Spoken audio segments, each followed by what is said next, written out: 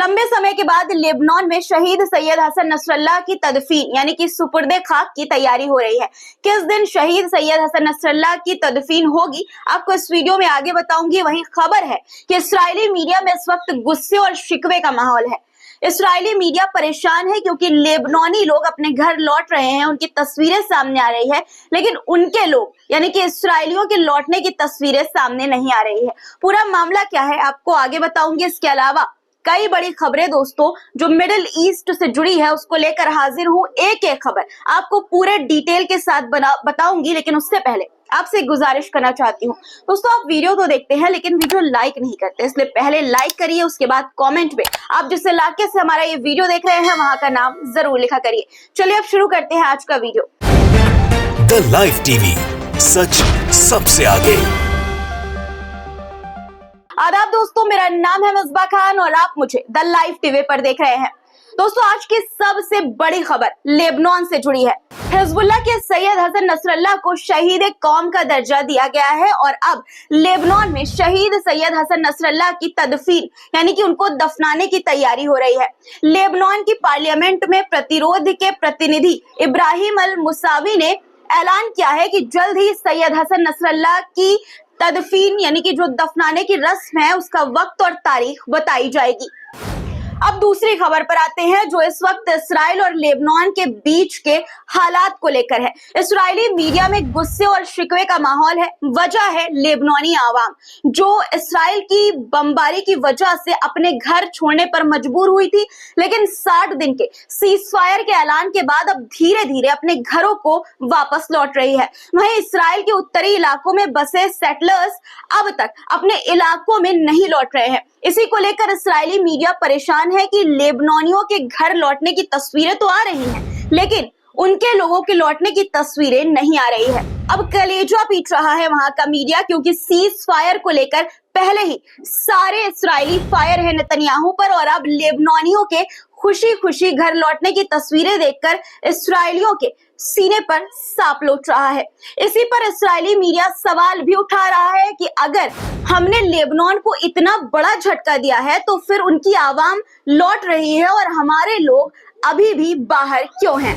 आपको बता दूं दोस्तों कि तस्वीरें सामने आ रही हैं लेबनान में वहां के लोगों के लौटने की सीजफायर की घोषणा होने के बाद से ही, जो कि मैंने आपको अपने पहले वीडियो में भी दिखाया था। हालांकि इस्राएली फौज भरपूर कोशिश कर रही है लेबनानी वापस ना लौटे अपने घर, वो चेतावनी भी दे रही है, लेकिन लेबनान के लोग बिना डरे अपने घर लौट रहे हैं और खुशियां भी मना रहे हैं। ये तस्वीरें देखिए आपकी स्क्रीन पर दोस्तों, लेबनान के टायर शहर और दक्षिणी इलाकों में सीजफायर लागू होते ही बेघर लोग अब अपने घरों को लौटते हुए नजर आ रहे हैं।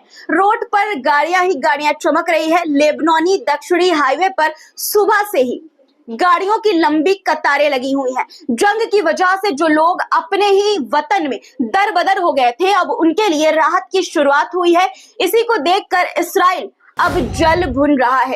दोस्तों खबर यह भी है कि लेबनान के लोगों को डराने की इसराइल खूब कोशिश भी कर रहा है ताकि वो अपने देश, अपने मुल्क, अपने वतन न लौटे। अल अखबार के संवाददाता ने बताया कि जैसे ही लोग बॉर्डर के गांवों में लौटे, इस्राएली फौज ने ओदेसा के बाहरी इलाकों की तरफ 2 शेल फेंके यानी कि 2 गोले फेंके और 2 गोले दागे दोस्तों, और मारकावा की ओर, महाफर हिल की ओर गोलीबारी भी की। मैसल जबल में उन्होंने शहर के बीचों बीच 2 शेल फेंके, गोले दागे ताकि लौटने वालों को डराया जा सके। खैर नेतन्याहू अपनी आदत से मजबूर है, हरकत से बाज नहीं आने वाले। ये इसलिए कह रही हूँ क्योंकि लगातार सीजफायर का उल्लंघन कर रहा है इसराइल। मेडमैन न्यूज की खबर के अनुसार इसराइल की फौज ने लेबनान के माजियोनी और खरदाली इलाकों में सीजफायर का उल्लंघन करते हुए अपने जासूसी ड्रोन उड़ाए। वही खबर यह भी है कि दक्षिणी लेबनान के खियाम इलाके में इसराइली फौज ने वहां के लोगों के आसपास फायरिंग की। साथ ही आसमान में इसराइली जासूसी ड्रोन की आवाज भी सुनाई दी। वीडियो में आप सुन सकते हैं ये आवाजें। अब बात करते हैं इस्राएली हुकूमत की। इस्राएल के डिफेंस मिनिस्टर इस्राएल कैट्ज का बयान सामने आया है दोस्तों। उन्होंने कहा कि वो अपनी फौज को हिजबुल्लाह के सदस्यों के खिलाफ सख्त कार्रवाई करने का आदेश दे रहे हैं जो बॉर्डर के गांवों में घुसने की कोशिश कर रहे हैं, जहां इस्राएली फौज अभी भी ऑपरेशन कर रही है। कैट्स ने कहा कि हिजबुल्लाह के लोग कफर किला में घुस आए, इसलिए मैंने फौज को सख्ती से और बिना किसी समझौते के कार्रवाई करने के आदेश दिए हैं। उन्होंने ये भी कहा है कि हिजबुल्लाह के सदस्यों को उन इलाकों में पहुंचने से रोका जाए जहां इस्राएली फौज के मूवमेंट पर पाबंदी लगाई गई है। अगर ये लोग इस्राएली फौज के लिए खतरा बनते हैं तो उन्हें निशाना बनाया जाएगा।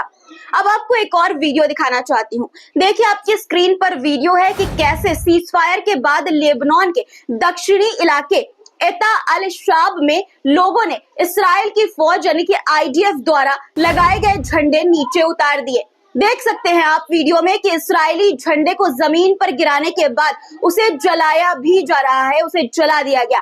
झंडा जलाकर लेबनानी आवाम ने इस्राएल को साफ पैगाम दे दिया है कि ये जमीन हमारी है और हमारी ही रहेगी। जुल्म और जबरदस्ती यहाँ पर बर्दाश्त नहीं की जाएगी। अब इसी तरह की एक और वीडियो देखिए आपकी स्क्रीन पर। वीडियो में आप एक लेबनानी व्यक्ति को देख सकते हैं जो लेबनान के दक्षिणी इलाके के गांव में लहराए गए इस्राएली झंडे को उतार रहा है।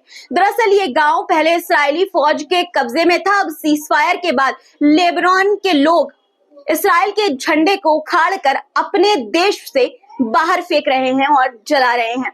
लेबनान से आई एक और तस्वीर आपको दिखाना चाहती हूँ। देखिए सरहद की दीवार के ठीक सामने लेबनानी लोग इस्राएली टैंकों के बिल्कुल पास खड़े होकर तस्वीरें खींच रहे हैं और लाइव टीवी पर वीडियो बना रहे हैं। ठीक बगल में इस्राएली टैंक घूम रहे हैं। दोस्तों इस्राएल की ये ग्राउंड ऑपरेशन की नाकामी पूरी दुनिया के लिए ये सबक है कि मजबूत इरादों और जुर्रत के सामने किसी ताकत की दादागिरी नहीं चलती। दूसरी तरफ खबर है कि गजा के इस्लामिक जिहाद ने हिजबुल्लाह को यह भरोसा दिलाया है कि हम जीत तक एकजुट रहेंगे, हार का कोई विकल्प यानी कि हार का कोई ऑप्शन नहीं है। गजा स्थित फिलिस्तीनी प्रतिरोध आंदोलन इस्लामिक जिहाद के महासचिव ने वादा किया है कि वो और हिजबुल्लाह जैसे संगठन यानी कि एक्सिस ऑफ रेजिस्टेंस के बीच एकता बनी रहेगी, बनाए रहेंगे और मिलकर हर हालत में ज़ियोनी शासन के खिलाफ लड़ाई जारी रखेंगे। ये ऐलान इस बात को साबित करता है कि इस्लामिक प्रतिरोध एकजुट है और किसी भी हालत में हार मानने के लिए तैयार नहीं है। दोस्तों एकता में बल है, ये साबित भी हो गया है। इस्राएली प्रधानमंत्री बेंजामिन नेतन्याहू जो पहले लेबनान पर आक्रमण की योजना बना रहे थे, अब शांतिपूर्ण संघर्ष की ओर बढ़ रहे हैं।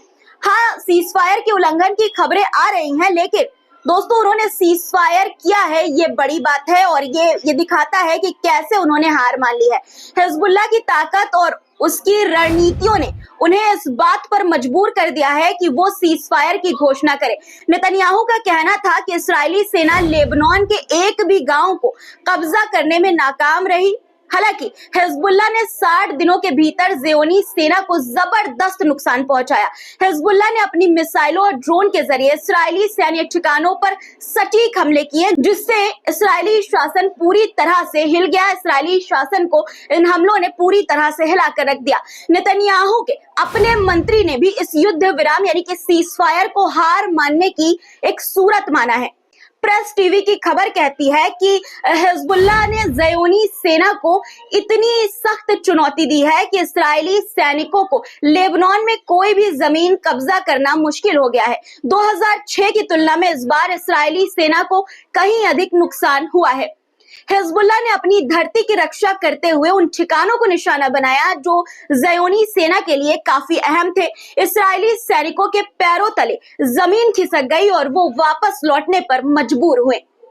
लेबनान के सीमावर्ती गांव में हिजबुल्लाह ने ज़ियोनी सेना को नाकाम करते हुए दुश्मन को उलझाया और उनके सैन्य अभियानों को विफल कर दिया। इसके साथ ही इस्राएली सैन्य अधिकारियों और बस्तियों के मेयर भी ये मानते हैं कि अब वे ज़ियोनी कब्जे वाले उत्तर में वापस नहीं लौटेंगे। ये युद्ध विराम यानी कि सीजफायर ज़ियोनी शासन के लिए एक शर्मनाक हार की तरह है, जिसे हिजबुल्लाह ने अपनी ताकत और रणनीतियों से मजबूत कर दिया। जैसा कि आयतुल्लाह सैयद अली खमेनी ने कहा था कि बमबारी और निर्दोषों को, मासूमों को मारना कोई जीत नहीं है, ये एक हार है और सीजफायर इस्राइल की हार ही है। दोस्तों, ये रिपोर्ट भी आप देखिए जो आपके स्क्रीन पर है। एक ताजे सर्वे में ज़योनी नेताओं ने माना है कि इस्राइली शासन ने लेबनान में हिजबुल्लाह प्रतिरोध आंदोलन के खिलाफ युद्ध में जीत हासिल नहीं की। अल जजीरा अरबी की एक रिपोर्ट के अनुसार इसराइल के चैनल 13 द्वारा कराए गए सर्वे में 60% इसराइली नागरिकों का यह मानना है कि इसराइली शासन ने हिजबुल्लाह को हराया नहीं, यानी कि इसराइली शासन हिजबुल्लाह को हरा नहीं पाया। इस सर्वे में यह भी सामने आया है कि लगभग 44% इसराइली नागरिक चाहते हैं कि युद्ध खत्म कर दिया जाए। ये एक बड़ी संख्या है दोस्तों, जो ज़योनी शासन की नाकामी को दर्शाती है। इस्राएली प्रधानमंत्री बेंजामिन नेतन्याहू ने मंगलवार को दावा किया कि उन्होंने हिजबुल्लाह को भारी नुकसान पहुंचाया है और अब हमास को भी नष्ट करने की कोशिश जारी है, यानी कि खत्म करने की हमास को कोशिश जारी है।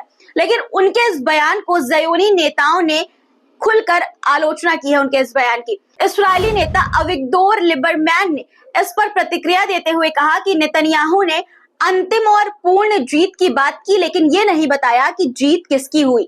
उनका कहना था कि युद्ध विराम यानी कि सीजफायर का मतलब हिजबुल्लाह के सामने समर्पण करना है।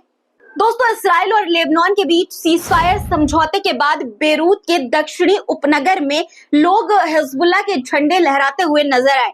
नबातिया लेबनान के दक्षिण में सुबह के पहले पहर में सीजफायर के जश्न में पटाखे भी फोड़े गए, यानी कि आतिशबाजियां हुई।